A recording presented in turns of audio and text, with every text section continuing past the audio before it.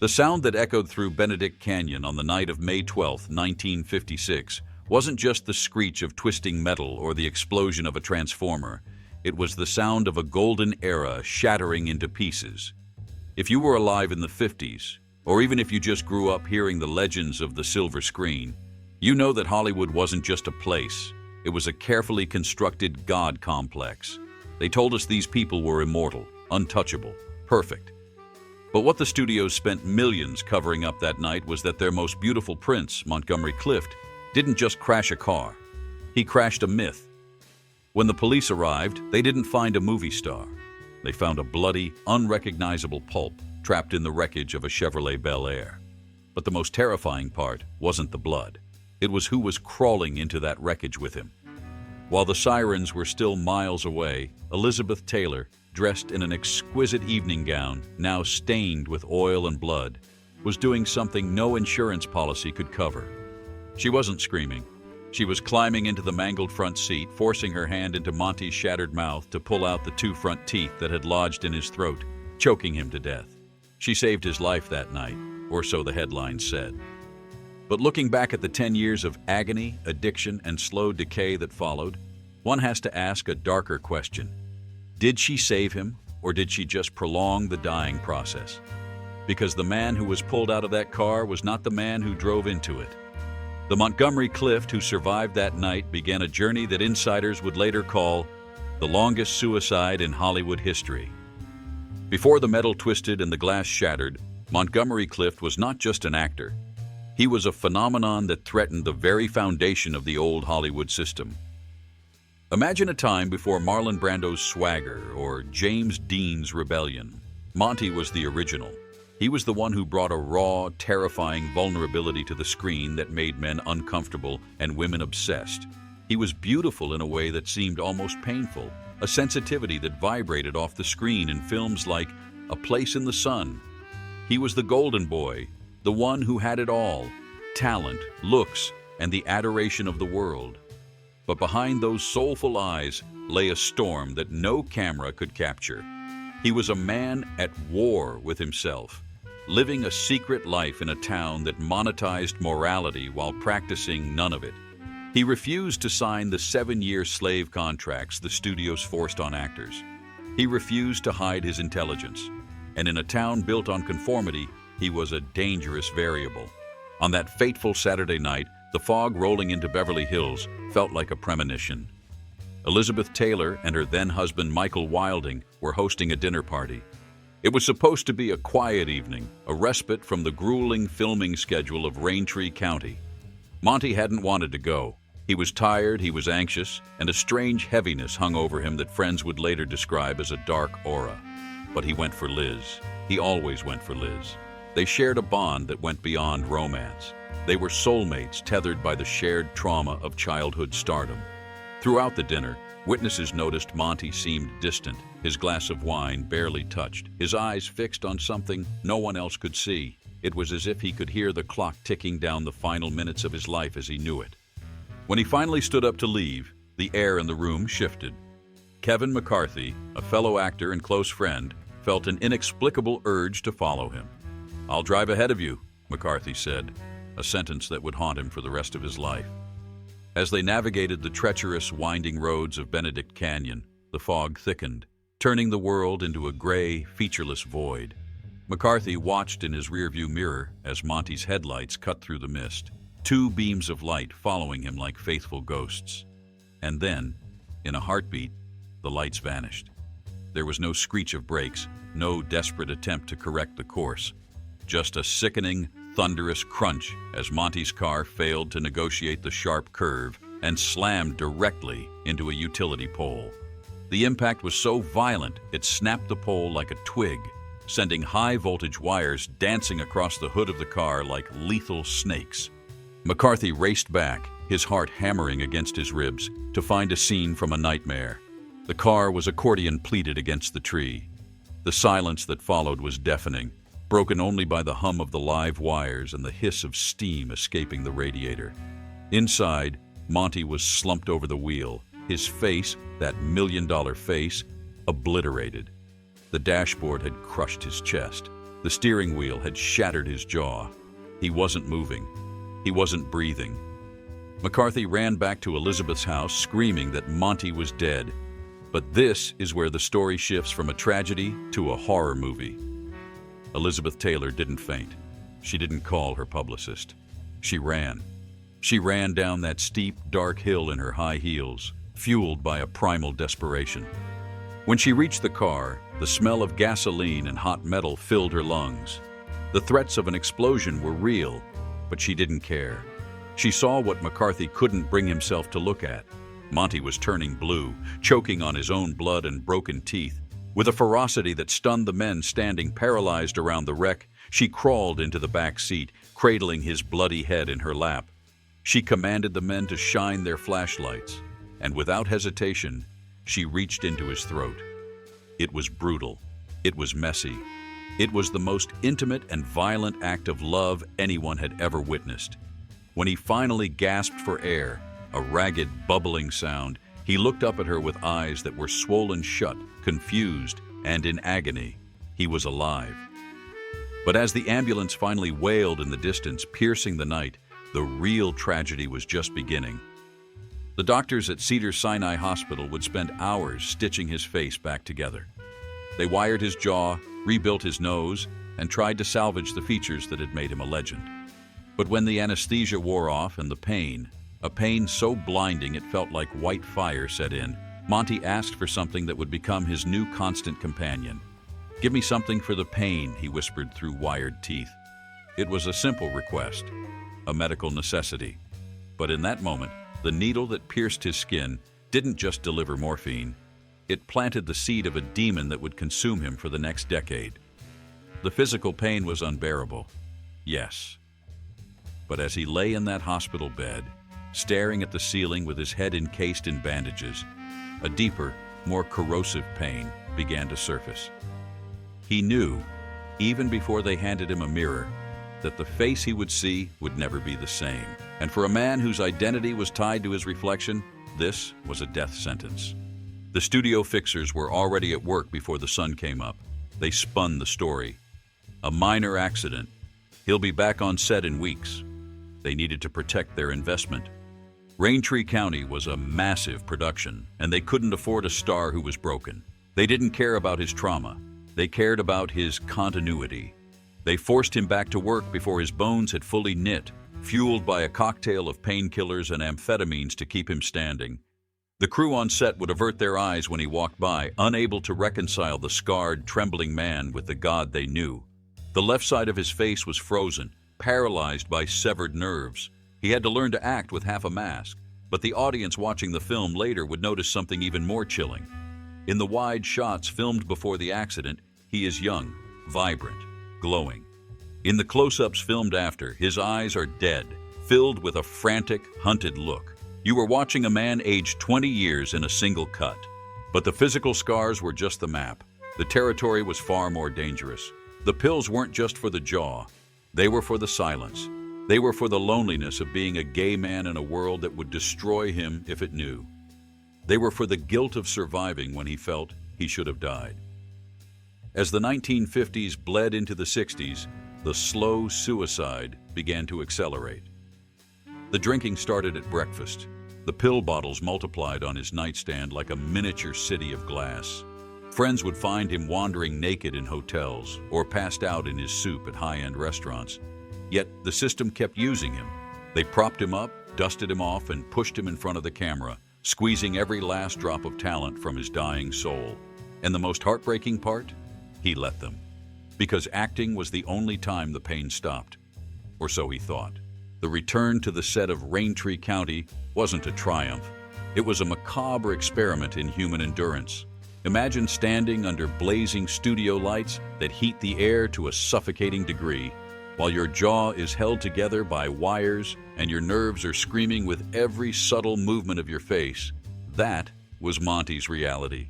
The studio editors were tasked with an impossible job, splicing together the footage of the beautiful Monty filmed before the crash with the broken Monty filmed after. If you watch the movie today with a careful eye, you can see the ghost in the machine. In one scene, he turns his head, and for a split second, the lighting fails to hide the swelling, the rigidity, the deadness in the eyes. It was the first public documentation of a man dismantling himself, frame by frame. But the real horror show wasn't on the screen, it was in his dressing room. This is where the slow suicide truly shifted gears.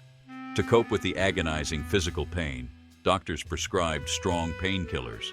To cope with the painkillers that made him drowsy, they prescribed amphetamines to wake him up. To cope with the amphetamines that made him jittery, they prescribed barbiturates to help him sleep. Monty wasn't eating food anymore. He was consuming chemistry. His dinner often consisted of a rare steak, a bottle of wine, and a handful of pills that would kill a horse. He called it medicine, but everyone around him knew it was a slow-acting poison. The vibrant, intellectual rebel was dissolving, replaced by an erratic, trembling figure who would slur his lines and forget where he was. By the time the 1960s arrived, Monty had become Hollywood's darkest open secret. He was the guest everyone wanted at their party because he was a legend, but the guest everyone feared because they didn't know which version of him would show up. Would it be the charming genius or the man who would crawl under the dining table and refuse to come out? During the filming of The Misfits in 1960, the universe orchestrated a meeting that was almost too tragic to be true. The film starred Marilyn Monroe and Clark Gable, but adding Montgomery Clift to the cast created a trifecta of doomed souls. It was on this dusty, heat-scorched set in the Nevada desert that the depth of Monty's destruction became undeniable. Marilyn Monroe, who was battling her own demons of addiction and depression, took one look at Monty and felt a chill run down her spine. She famously whispered to a friend, "He's the only person I know who is in worse shape than I am." Think about the weight of that statement. The world's most fragile icon looked at Monty and saw a reflection that terrified her. They became kindred spirits on that set, two lost children wandering through a wasteland of celebrity. There were days when Monty couldn't act until the alcohol settled his tremors. The director, John Huston, a man known for his toughness, watched with a mixture of pity and disgust as one of the greatest actors of his generation reduced himself to a trembling wreck just to get through a simple close-up. Yet even in this state, the brilliance was still there. It was flickering, yes, but when the camera rolled, he could still summon a raw, painful truth that blew everyone else off the screen. But the industry, the system that had created him, has no patience for broken toys. They didn't see a suffering human being. They saw a liability. The insurance companies, the true rulers of Hollywood, began to circle like vultures. They started deeming him uninsurable. For an actor, this is a death sentence. It means you are too risky to hire. The very machine that had profited from his face was now calculating the cost of his funeral. Then came the ultimate betrayal. During the production of Freud, The Secret Passion, the studio Universal decided they had had enough. The production was plagued by delays, mostly due to Monty's failing health and erratic behavior. But instead of offering help, they sued him. They dragged his name through the mud, blaming him for every budget overrun, every lost minute. It was a public humiliation designed to break him completely. He was forced to essentially beg for work, stripping away the last shreds of his dignity. The Prince of Hollywood was now a pariah. As the mid-60s approached, Monty retreated further into his brownstone in New York. The phone stopped ringing. The scripts stopped coming. He was left alone with his ghosts, his pills, and the mirror that reminded him every day of what he had lost. But the final act of this tragedy wasn't going to be a loud explosion. It was going to be a quiet, heartbreaking whisper in an empty room. A moment that would prove that a broken heart kills just as effectively as a car crash. The victory against Universal Studios was the final nail in the coffin. Monty had won the lawsuit. The court agreed that his delays were due to legitimate illness, specifically the premature cataracts that were blinding him, not negligence. But in Hollywood, being right doesn't matter. Being profitable does. By winning the battle, he lost the war. The studio heads viewed his legal victory as an act of defiance they could not forgive. He was officially blacklisted, not by a government committee, but by the silent collective agreement of the insurance companies. For 4 agonizing years, The phone simply stopped ringing. The golden boy, who had once turned down Sunset Boulevard because he didn't want to date an older woman, was now living the plot of that very movie, trapped in his brownstone, forgotten by the industry that had worshipped him. His physical deterioration during this exile was shocking. If you looked at photographs of him from 1964 or 1965, you wouldn't see a man in his mid-40s. You would see a man who looked 70. The trauma of the accident, combined with a decade of substance abuse, had accelerated his aging process in a way that defied medical explanation. He walked with a stoop, his hands shook so violently he could barely hold a cigarette, and his speech was often a slow, thick slur. He spent his days in his New York townhouse, surrounding himself with darkness, listening to jazz records that played on a loop, drowning in a sea of memory and regret. The slow suicide was entering its terminal phase. He wasn't living. He was merely existing, waiting for the final act to begin. But in this absolute darkness, one light refused to flicker out: Elizabeth Taylor. While the rest of the world wrote him off as a has-been or a junkie, Liz remained fiercely, almost violently loyal. She was now the biggest star on the planet, commanding record-breaking salaries, and she decided to use every ounce of her power to save him. When she signed on for the film Reflections in a Golden Eye, she made a demand that stunned the producers. She told them, "I will not do this movie without Montgomery Clift." The studio executives laughed. They told her he was uninsurable, a liability, a walking corpse. They refused. So, Elizabeth Taylor did something that remains legendary in the history of Hollywood friendship. She put her own money on the table. She offered her entire $1 million salary as insurance for Monty. If he caused a delay, if he couldn't perform, the studio could keep her money. It was a gamble of astronomical proportions, a testament to a love that transcended romance. The studio, cornered by their biggest star, had no choice but to agree. For the first time in years, Monty had a job. He had a purpose. When he heard the news, the fog seemed to lift. He was going to work again. He was going to prove them all wrong. He threw himself into preparation with a manic energy. He told friends he was clean, that he was ready. He started planning his return to the screen, believing this role would be his redemption. It was the hope that was the cruelest part. He genuinely believed he could turn back the clock, that he could overcome the trembling hands and the clouded vision through sheer force of will. He didn't realize that his body had already signed the exit papers. The system had broken him so thoroughly that even this final lifeline was just a setup for the ultimate tragedy. He wasn't walking toward a new beginning. He was walking toward the last door. The end didn't come with a bang, but with a refusal. On the sweltering night of July 22nd, 1966, inside his New York townhouse, the air was thick and heavy. Montgomery Clift was resting in his bedroom, worn out from the excitement of his upcoming role. His personal nurse and companion, Lorenzo James, popped his head into the room to ask a simple question. The movie, The Misfits, that torture session filmed in the desert, was airing on television that night. Lorenzo asked, "Do you want to watch it?" Monty looked up, his eyes weary behind his heavy glasses, and delivered the last words he would ever speak in this world. "Absolutely not." It was a final rejection of the pain, the exploitation, and the image of his own disintegration. He turned away from the screen, choosing darkness over the reminder of what the system had done to him. The next morning, the silence in the house was absolute. When Monty didn't wake up at his usual time, Lorenzo knocked. No answer. The door was locked. A sense of dread, cold and familiar, washed over him. Lorenzo ran outside, grabbed a ladder, and climbed up to the second-story window of the bedroom. What he saw through the glass was a scene of devastating stillness. The Prince of Hollywood was lying on his back, naked, wearing only his reading glasses. The television was off. The script he was so eager to perform was nearby. But the chest wasn't moving. At 45 years old, Montgomery Clift was gone. The autopsy report would call it occlusive coronary artery disease, a heart attack, but anyone who knew the truth knew that was just medical terminology for a broken spirit.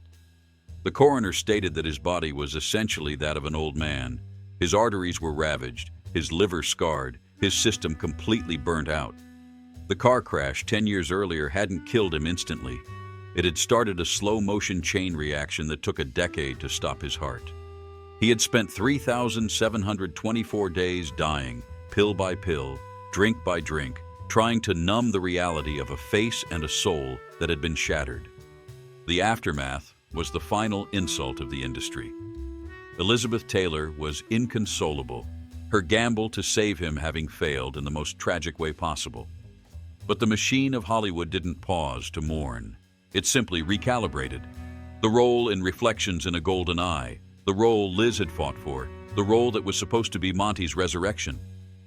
It was given to Marlon Brando, the man Monty was always compared to, the man who represented the new Hollywood, stepped into his shoes before his body was even cold. The system didn't care about the tragedy. It only cared that the show went on. Today, Montgomery Clift is often remembered as a tragedy, a cautionary tale of the tortured artist. But he was more than that. He was the first casualty of a system that demanded human sacrifice for public entertainment. He gave them his beauty, his sanity, and finally, his life. The slowest suicide in Hollywood history was finally over. The pain was gone. And as they carried him out of that brownstone, one couldn't help but think back to that foggy night in 1956. Maybe, just maybe, the lucky one wasn't the man who survived the crash. Maybe the lucky part was that he finally found the peace that the studio lights had stolen from him so long ago. The scream that began with the screech of tires was finally silent.